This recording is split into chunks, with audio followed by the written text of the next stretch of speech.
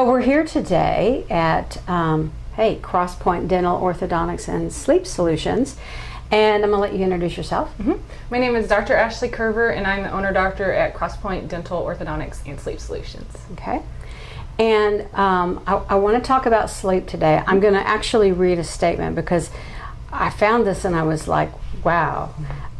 More than 50 million Americans suffer from sleep disorders, and another 20 to 30 million suffer from intermittent sleep problems, which I guess it means it's not chronic. Sure. So with that statement alone, I mean, it's safe to assume that it's an epidemic, right? Yeah. So let's start with, why is sleep important? Sure, that's a great question.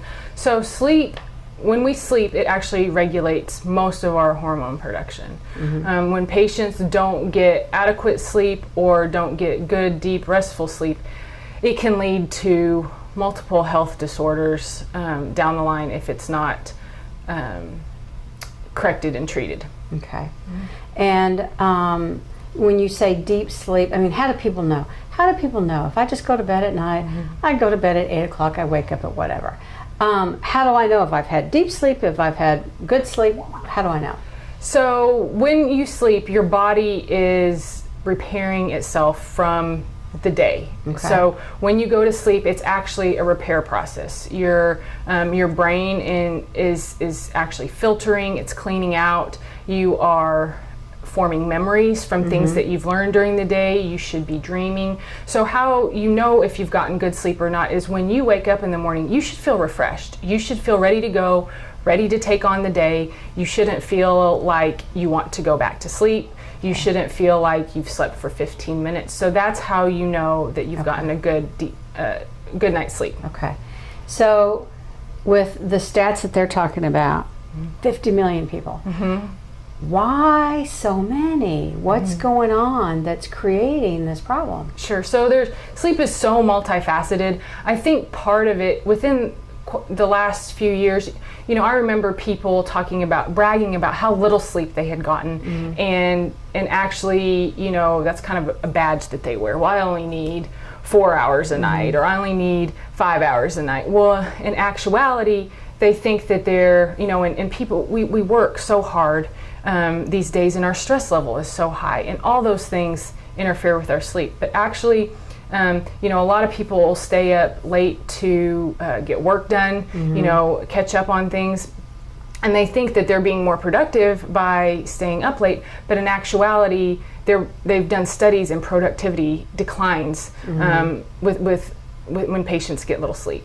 So the routine of, when you were little, you always had a bedtime? Yes. There's a reason for that. Yes, for sure. And so even as adults, we need to pay attention, and no matter what, always keep a scheduled routine. Okay, that's probably one of the main things. Yes, I would say that if you can have a routine bedtime, because your body will develop a rhythm, just like the circadian rhythm, right? And so, one of the best things you can do is when you wake up in the morning, get some sunlight, because that'll help those melatonin levels decrease, and then as you go throughout the day, they'll rise. That's the get good sleep hormone, so that helps you get good sleep.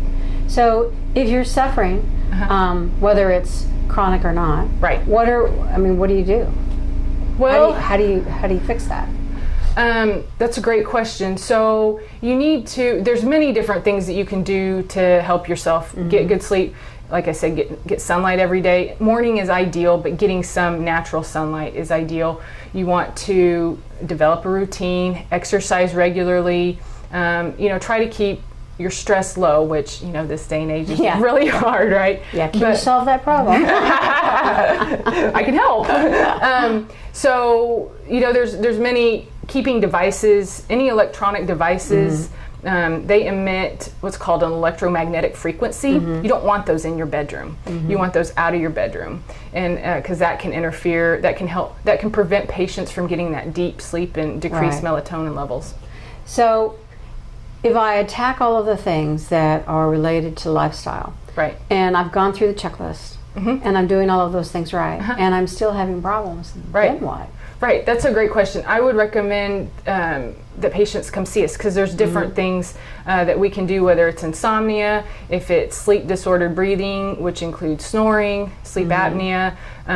Some patients are chronically vitamin D deficient, so there's some therapy that we can do with that. So there's many different things that we can do to help patients get a better night's sleep. Okay. So again, I guess if I've tried things on my own Sure. and it's not working, then the best thing is to come to you guys and say, Sure. okay, test me, let's see what's going on Yeah. and find what's the best solution. Yes. So there's not one solution. It's dependent upon the individual. Right, absolutely. Okay. Yeah, it's our recommendations are custom tailored to each individual. Okay. And a lot of patients will take medications to help them sleep. And it's been shown that if a patient takes a sleep medication for a lengthy amount of time, it actually decreases their longevity.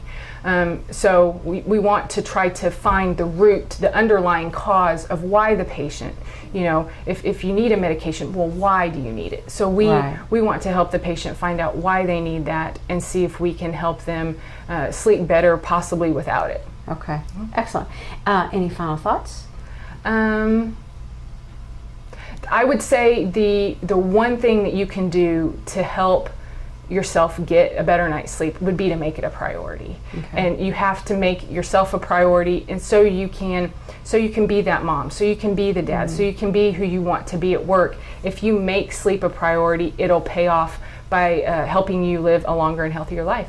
Well, and I think, to me, the importance of it is it's detrimental to your health. It is. Overall. It is. So it's not just, I'm not sleeping good. It Yes. affects a lot of things, right? I mean, Yes. it's not just, Yes.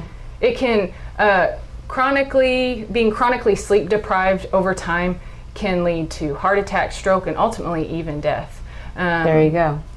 Carrie Fisher, the famous actor, Yeah. she died of sleep apnea. Yeah. She was on that plane and they saw her snoring, and she had episodes where she wasn't breathing, and then when the plane landed, she had a heart attack.